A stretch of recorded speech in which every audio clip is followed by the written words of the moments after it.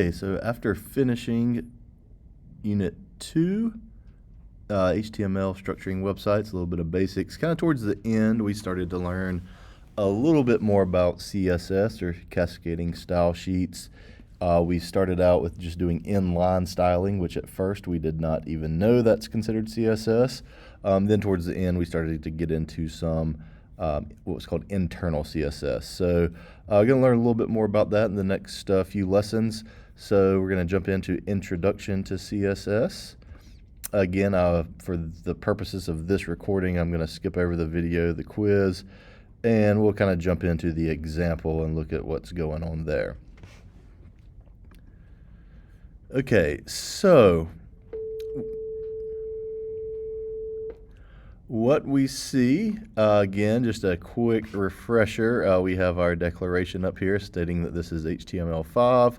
We have our root element, HTML, so everything contained within that is going to be read by the browser as HTML.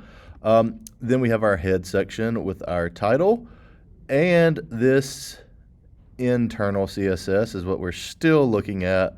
We have a style tag inside the head.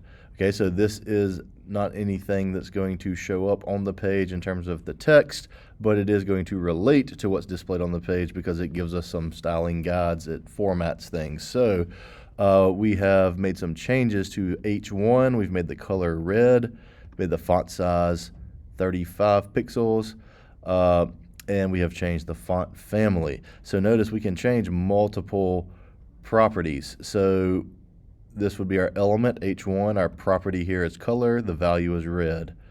All right, the property is font size. The value is 35 pixels, and so on. So then we have an instance where we use the H1 tag, and it says welcome to CodeHS, and those changes are applied. So notice that is different. And down here, we just have H1. We did not have to do all that inline styling that is so cumbersome and difficult.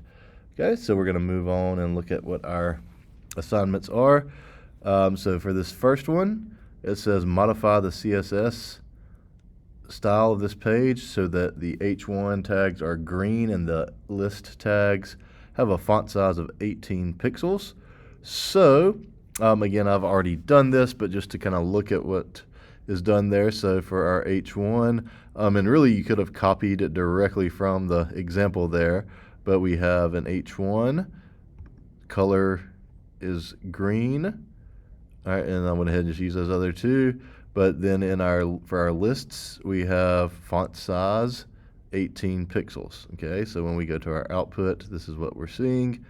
And if we click submit and continue, this one says all H1 tags must have the color green. All LI tags must have a font size of 18. Let me see why. That is just an error with the submission, it looks like. So I'm going to remove, actually, let me go back to the beginning and just see what happens if I reset, restore the starter code. Okay. So that was orange to start with, so we're going to change it to green. And our font size, we want to change to 18px.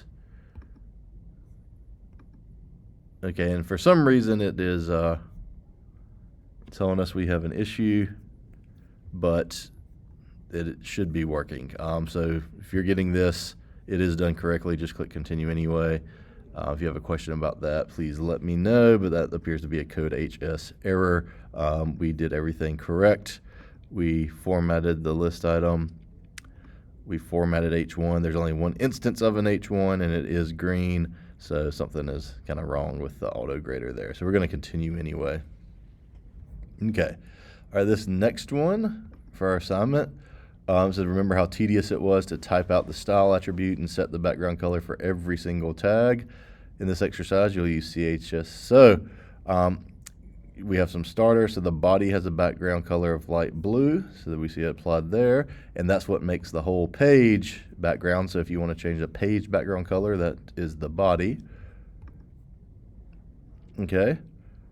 The H1 tags have a background color of lawn green, and the UL tags have a background color of sienna. add the following styles. So add the background color light yellow to H2 tag. So we have H2, background color, light yellow. And notice I didn't skip a line there. You don't have to. It is good practice, but it'll still work. All right, add the background color orchid to OL and make the LI tags have the font size of 20 pixels. And it even says use the font size. So if I click submit and continue, again, something is off. It's saying all LI tags must have a font size 20. I have that. All body tags must have a background color of light blue. So we have done all of that. When we go to our output, it is clearly doing that. So again, something is up with the CodeHS reader. So if yours looks like my example here, you've done it correctly. Not exactly sure what is going on there, why it is not picking it up, but it is correct. So again, we're going to continue anyway.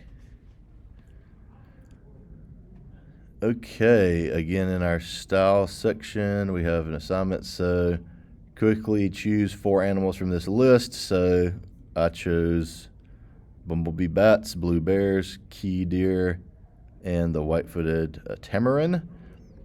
All right, you could click there to find more. It says make a page that contains an H2 header with each animal's name. All right, under each header, put an unordered list, so that would be UL, that states its scientific name, where the animal lives, if it is endangered or threatened. Okay, so we're going to have 3 things under each list. All this information can be found on that website, so if you were to click on that, you can get that information. You can use any animals you choose.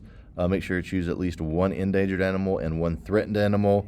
So you do want to make sure, and I may have done that incorrectly. I do have 1 threatened. Okay, so just to make sure we have some differences. And then modify the body style to set the background color. And this is a hex code FFD1AA. Set the font size to 18 pixels. All right, the page will be rather plain right now. We'll be adding more later. So this is what we have. The font size of the body should be 18. The background color of the body should be FFD1AA. And let's look and see that we have done that. Again, I'm not sure what the issue is. It's working. The auto grader is just messed up. So again, if yours looks like mine, you should be good to go.